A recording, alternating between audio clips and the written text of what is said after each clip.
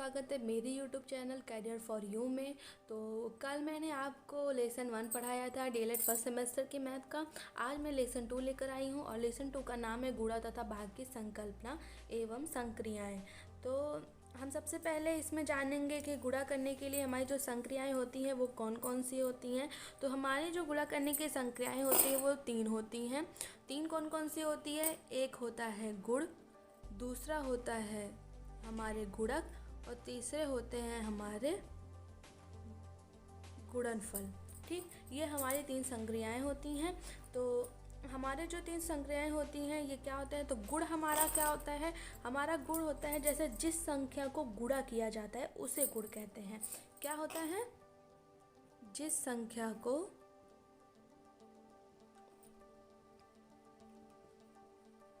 गुणा किया जाता है वह गुण होता है। ठीक है, और हमारा गुणक क्या होता है? तो हमारा गुणक होता है जिस संख्या से गुणा करके किया जाता है, मतलब जिस संख्या से गुणा किया जाता है वह हमारा क्या होता है? गुणक होता है। और हमारा गुणनफल क्या होता है? तो गुण व गुणन की क्रिया द्वारा प्राप्त मान को गुणनफल कहते हैं, मतलब गुण और गुणक का जो हमारा मान आएगा वो हमारा हो जाएगा गुणनफल। ठीक है, तो इसका मैं आपको बता दूं इसका आपका कैसे होगा। तो उदाहरण के बेस पे लिख लीजिए आप। जैसे हो गया आपका ये 24 है गुणे 2 हो गया। तो आपका जो 24 है, आपका ये जो 24 है ये आपका है गुण, क्योंकि आप इसमें मतलब आप जिस संख्या को गुणा कर रहे हैं तो मतलब आप इसी संख्या को तो गुणा कर रहे हैं। और 2 जो है आपका वो है आपका गुणक, क्योंकि आप 2 से गुणा कर रहे हैं। आप ये को गुणा कर रहे हैं और ये से गुणा कर रहे हैं। ठीक है, और जो आपका ये देखिए आपका 24 2 4 हो जाएगा 8, 2 2 4। तो ये जो आपका आंसर आया है यही है आपका गुणनफल। आपको समझ आ गया होगा। तो जिसको गुणा करते हैं वो गुण होता है, जिससे गुणा करते हैं वो गुणक होता है, और जिसको मतलब आंसर आता है जो इन दोनों के गुणा करने से वो होता है हमारा गुणनफल। ठीक, तो आगे बढ़ते हैं। इसी प्रकार हम जानेंगे कि हमारे भाज्य, भाजक और भागफल क्या होते हैं। तो हमारा जो देखो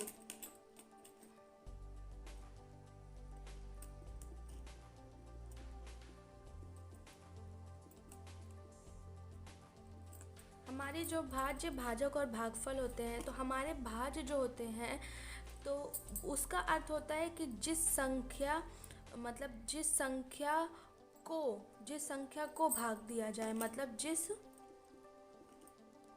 संख्या को भाग दिया जाए। और भाजक होता है हमारा जिस संख्या से भाग दिया जाए। ठीक, जिस संख्या से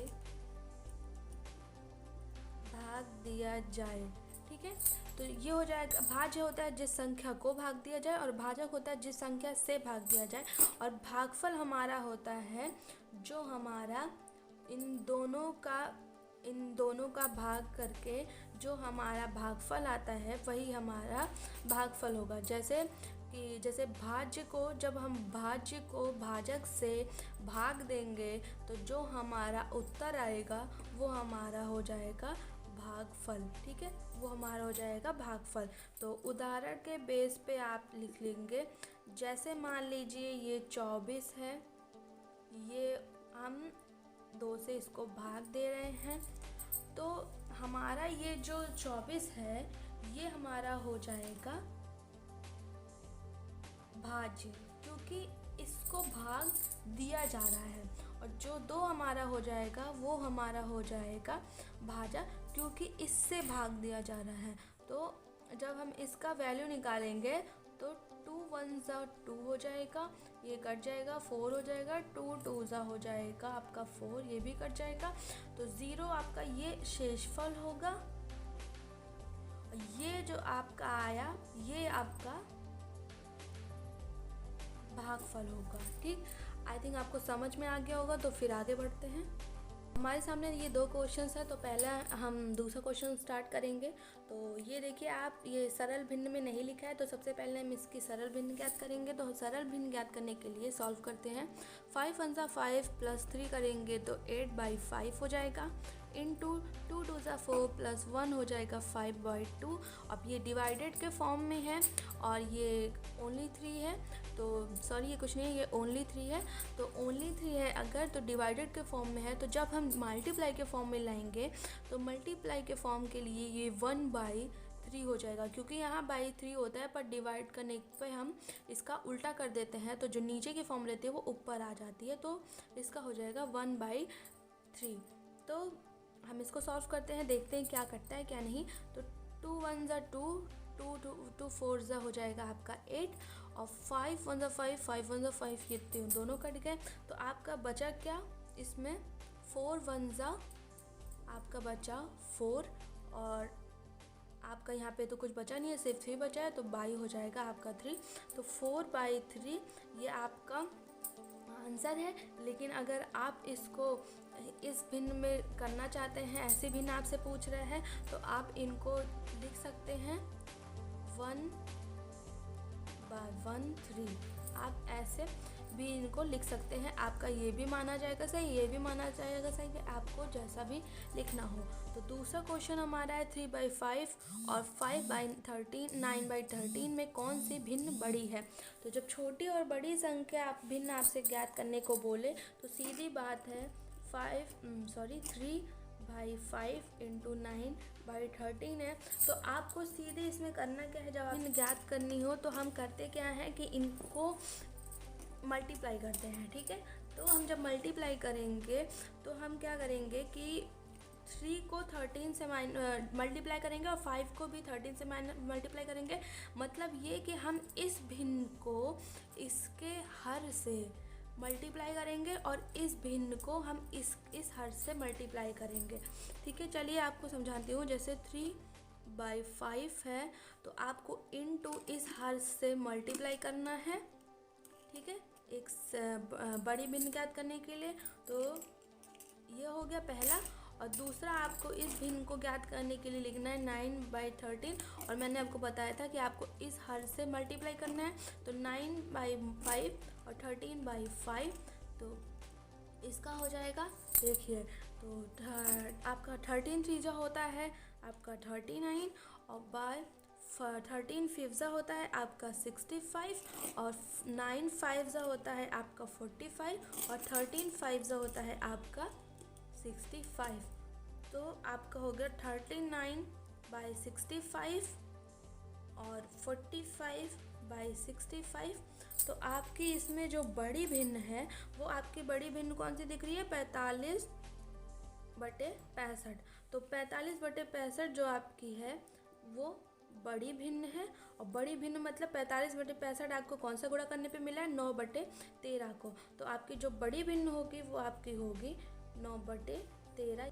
तो ये आपका 5वां क्वेश्चन है। और 5वें क्वेश्चन में आपको बोला है 584 गुणे 128 गुणे 117 गुणे 413 का इकाई अंक ज्ञात करें। तो इकाई अंक कैसे ज्ञात किया जाता है, तो इसमें हम सबसे पहले देखते हैं कि हमारे इकाई अंक कौन कौन से हैं। तो हमारा पहला इकाई अंक है, देखिए यहाँ से पहला 3 है, फिर 7 है इसका इकाई अंक, फिर इसका इकाई अंक 8 है, और इसका इकाई अंक 4 है। तो जब हमें इकाई अंक ज्ञात करना हो तो हम इनकी इकाइयाँ लेके आपस में इनको मल्टीप्लाई कर देंगे। तो सबसे पहली इकाई है हमारी 584 की इकाई 4 है, गुणे 128 की इकाई अंक 8 है, और गुणे 117 की इकाई अंक 7 है, और गुणे 413 की इकाई अंक आपका 3 है। तो जब हम इन सब को मल्टीप्लाई करेंगे तो आपका इन सब का मल्टीप्लाई आ जाएगा,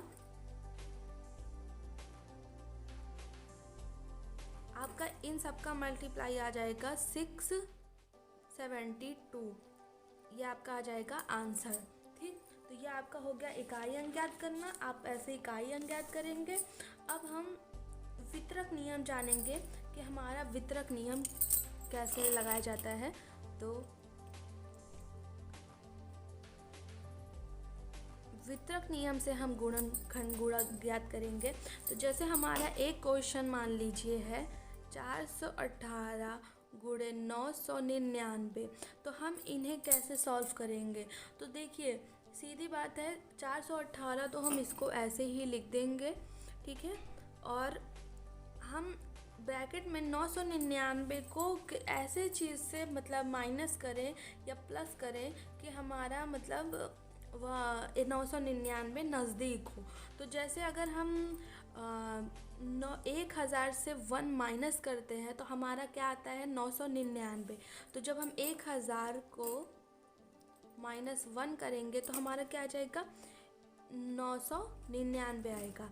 तो हम 418 को इन दोनों से गुणा करेंगे, ठीक। तो 418 को जब हम 1000 से गुणा करेंगे तो आ जाएगा 418, 3 ज़ीरो है तो आप यहाँ पे 3 ज़ीरो लगा देंगे। और 418 को जब 1 से मल्टीप्लाई करेंगे तो माइनस का निशान देखिए नहीं भूलिएगा, माइनस का माइनस ही रहेगा।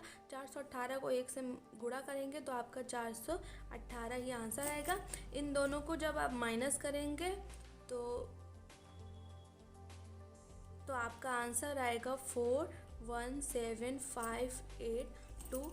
ये आपका हो जाएगा आंसर, ठीक। तो जब भी आपको वितरक नियम से गुणा करने को बोले तो आप ऐसे ही गुणा करेंगे, ठीक है।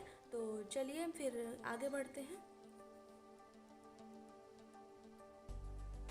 तो आगे हम पढ़ेंगे स्तंभ विधि। हमारी स्तंभ विधि क्या होती है, हम इन्हें कैसे ज्ञात करेंगे। तो स्तंभ विधि के आपके जो क्वेश्चन होते हैं वो आपके ऐसे दिए रहेंगे। मान लीजिए जैसे आपके क्वेश्चन है 8888 प्लस 888 प्लस 88 प्लस 8 और आपको बोल दे कि इसकी स्तंभ विधि ज्ञात करिए। तो आप इसकी स्तंभ विधि कैसे ज्ञात करेंगे?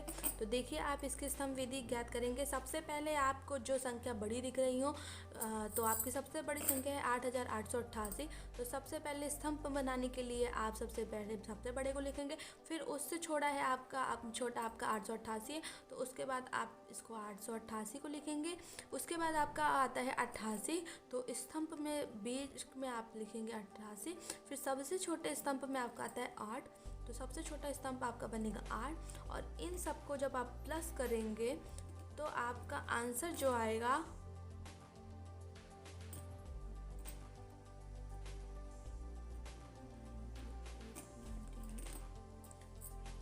तो ये आंसर आएगा।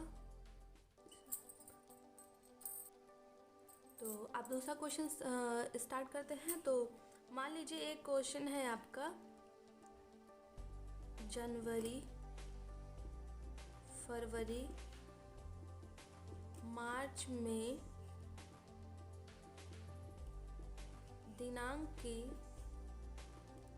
संख्या बताओ। तो इसमें दिनांक की संख्या बताओ पूछ रहा है। तो जनवरी में कितने दिन होते हैं? तो जनवरी में होंगे आपके जनवरी के दिनों की संख्या क्या होती है 31, ठीक। आप सभी को पता है। फरवरी की होती है आपकी 29 मान लीजिए, क्योंकि 28 भी होती है 29 भी होती है, लेकिन जो आपके लीप होते हैं वो एक ही बार आ सकते हैं। तो आपकी इसमें 29 लिखेंगे। तो जो आपका मार्च होगा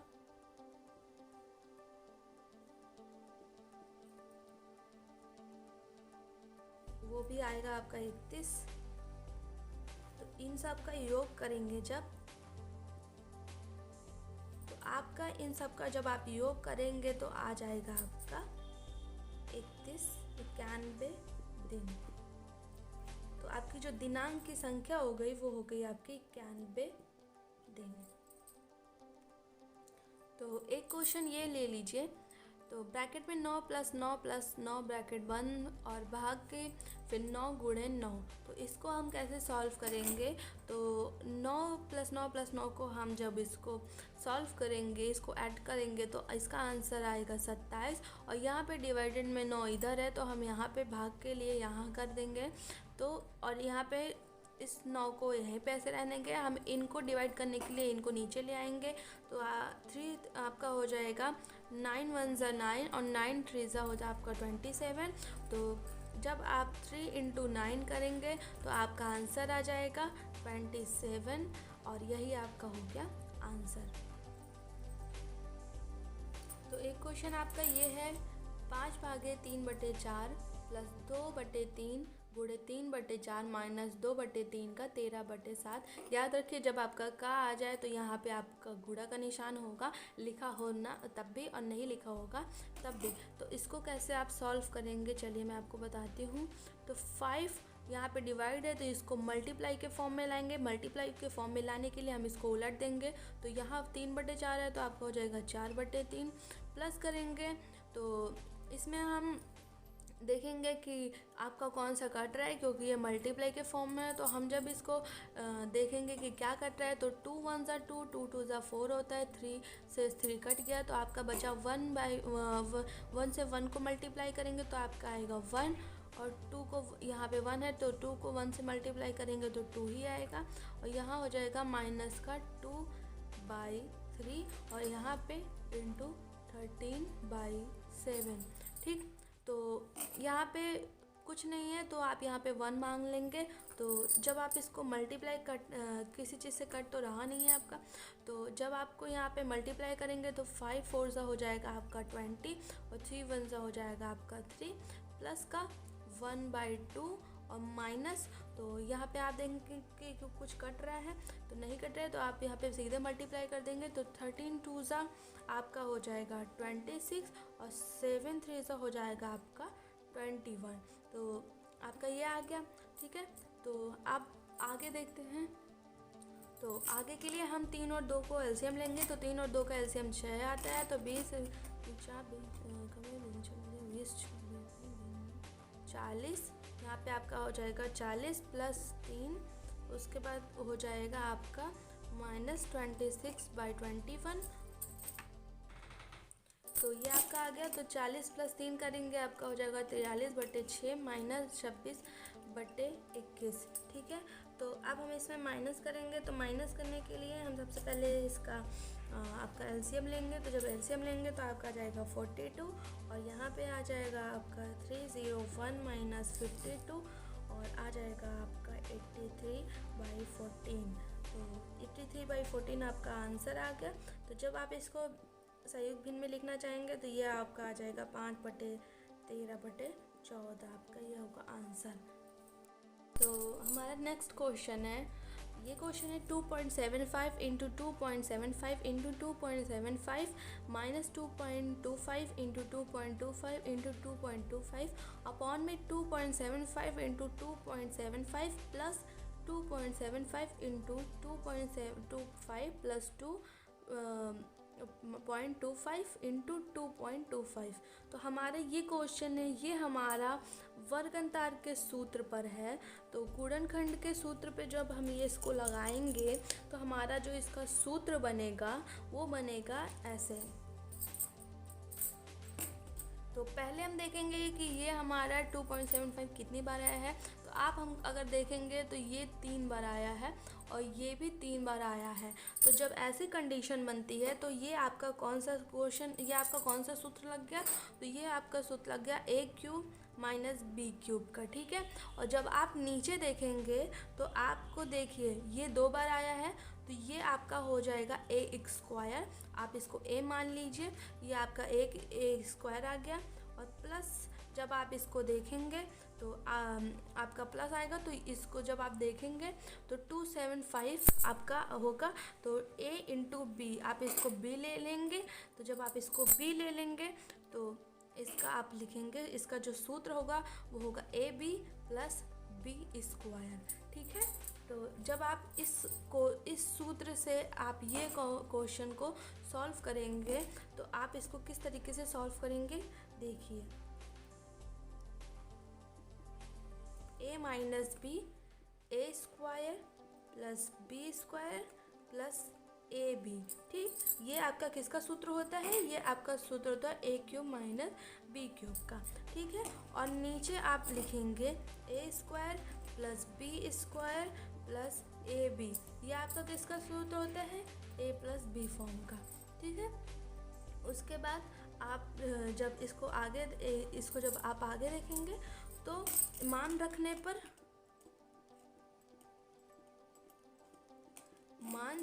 पर जब आप इसको लिखेंगे तो 2.75 माइनस 2.25 को जब माइनस करेंगे तो आपका 0.50 आंसर आएगा।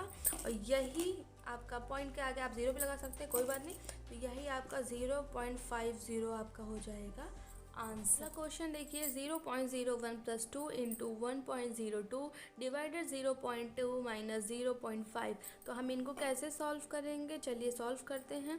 तो 0.01 को हम 0.01 लिख सकते हैं, प्लस का 2 इंटू 1.02 को जब हम यहाँ पे डिवाइड के फॉर्म में है तो हम इनको डिवाइड के फॉर्म में लिखने के लिए हम 1.02 के नीचे 0.2 को करेंगे जब डिवाइडेड के लिए, तो ये हो जाएगा हमारा 20 और ये माइनस 0.5 ही रहेगा। तो 0.01 प्लस अब हम 1.02 को 2 से मल्टीप्लाई करेंगे तो ये हमारा आ जाएगा, मल्टीप्लाई करने पर हो जाएगा 204/20 माइनस 0.5। ठीक, तो जब हम इन्हें काटेंगे तो हो जाएगा आपका 20 से 204 कटेगा आपका 10.20 में। ठीक है, तो 0.01 प्लस 10.20 माइनस 0.5, तो 0.01 तो 0.01 को जब हम क्या नाम है इससे प्लस करेंगे तो हमारा आ जाएगा 10.21 माइनस का 0.50 इधर हो जाएगा। तो आगे हम लिखेंगे इन सब में से जब हम इनको माइनस करेंगे तो 9.71 ये हमारा आ जाएगा आंसर। तो आगे के क्वेश्चन सॉल्व करते हैं। तो अगला क्वेश्चन है, एक कारखाने में प्रत्येक दिन 750 साइकिल तैयार होती हैं। 2 वर्ष में कुल कितनी साइकिल बनेंगी यदि उन 2 वर्षों में एक वर्ष लीप वर्ष हो? तो एक वर्ष में कितने दिन होते हैं आपको पता है? एक वर्ष में होते हैं 365 दिन। तो 365 दिन, तो एक लीप वर्ष जब होगा आपका तो ये हो जाएगा आपका 366 दिन। ठीक, तो कुल दिनों की संख्या निकालेंगे। फिर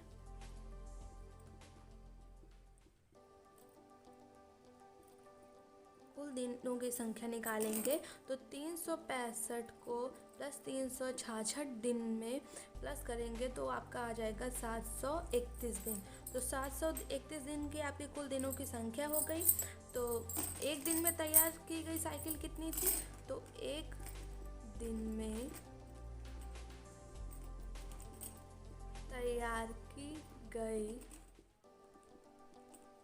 साइकिल थी आपकी, कितनी थी?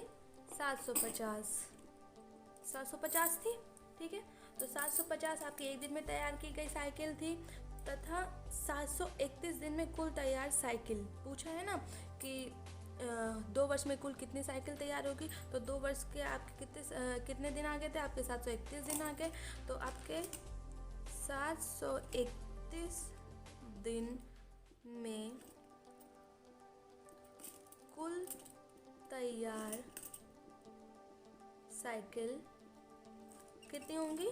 तो कुल तैयार साइकिल मतलब आपको निकालने के लिए आप क्या करेंगे, 750 को 731 से मल्टीप्लाई कर देंगे। तो 750 को 731 में जब आप मल्टीप्लाई करेंगे तो जो आपकी साइकिल बनेंगी वो कितनी बनेंगी? जब आप इन दोनों को मल्टीप्लाई करेंगे तो आपका जो आंसर आएगा वो आपका आंसर आएगा 5,48,250। कितना आएगा? 5,48,250 आंसर आएगा। ये इतनी साइकिल आपकी बनेगी, एक लीप वर्ष भी होगा तो भी। ठीक है, तो ये आपका पहला हो गया, आपका ये क्वेश्चन भी कंप्लीट हो गया। तो नेक्स्ट क्वेश्चन पे मिलते हैं। तो नेक्स्ट क्वेश्चन है, x ब्रैकेट में y minus Z plus y bracket में z minus x plus z bracket में x माइनस वाई को सरल करो। तो इसको हम कैसे सरल करेंगे, तो देखिए सबसे पहले हम इनको कंप्लीट करेंगे। तो x को y से मल्टीप्लाई करेंगे और x को माइनस z से मल्टीप्लाई करेंगे। तो जब x को y से मल्टीप्लाई करेंगे तो हमारा हो जाएगा एक्स वाई, और माइनस माइनस रहेगा तो x को z से मल्टीप्लाई करेंगे तो x z हो जाएगा। उसी तरीके से y को z से मल्टीप्लाई करेंगे तो y z हो जाएगा, और y को x से मल्टीप्लाई करेंगे तो माइनस x y हो जाएगा। उसी प्रकार z को x से मल्टीप्लाई करेंगे तो हो जाएगा आपका x z हो जाएगा, और z को y से मल्टीप्लाई करेंगे तो y z हो जाएगा। ठीक, तो ऐसे आपके ये फॉर्म में आ गए टूट कर सारे मल्टीप्लाई करके। तो अब हम इसमें देखेंगे क्या कट रहा है और क्या बच रहा है। जो कट रहा है उसको काट देंगे, जो बच रहा है उसे लिख लेंगे। तो देखिए ये यहाँ पे कोई सिंबल नहीं है तो आपका प्लस माना जाता है। तो प्लस वाई और माइनस का एक्स वाई ये आपका दोनों कट गए, और minus x Z plus x Z तो ये भी आप दोनों के कट गए क्योंकि सिंबल चेंज है। तो प्लस वाई जेड और माइनस वाई जेड ये भी आपका कट गया। तो आपका जो आंसर आ गया वो आपका टोटल आंसर आ गया 0, क्योंकि कुछ नहीं बच रहा है, तो यही आपका आंसर होगा। तो हमारा नेक्स्ट क्वेश्चन है 37 से ही 1/2 में कितने 1/8 हैं। तो जब हमको ऐसे क्वेश्चन पूछे जाएं तो हम क्या करेंगे, इसको डिवाइड कर देंगे, हमें पता चल जाएगा। सबसे पहले हम इसको सरल भिन्न में लिखेंगे। तो सरल भिन्न में जब हम लिखेंगे 37 को 2 से मल्टीप्लाई करेंगे तो हमारा आएगा 74 + 1 75/2। और यहाँ में हम कितने में करेंगे तो हम डिवाइड के फॉर्म में लिखेंगे। तो यहाँ पे रहेगा 1/8 लिखा है। तो डिवाइड में आपको पता है जब मल्टीप्लाई के फॉर्म में करते हैं तो इसको पलट देते हैं। तो 75/2 × 8/1 हो जाएगा। तो 2 1 ज़ा 2, 2 4 ज़ा 8 हो जाएगा। ठीक है, और ये 1 से कोई मतलब नहीं है क्योंकि ये कटेगा नहीं, कटेगा भी तो 1 से ही कटेगा। तो 75 4 ज़ा आपका हो जाएगा 300, और यही हो जाएगा आपका आंसर। तो आज के लिए बस इतना ही। Thank you so much for watching my videos. ऐसे ही अपना साथ बनाए रखें। मैं कल आगे भी आपको और क्वेश्चन और चैप्टर सॉल्व करवाऊंगी। तो thank you so much, bye.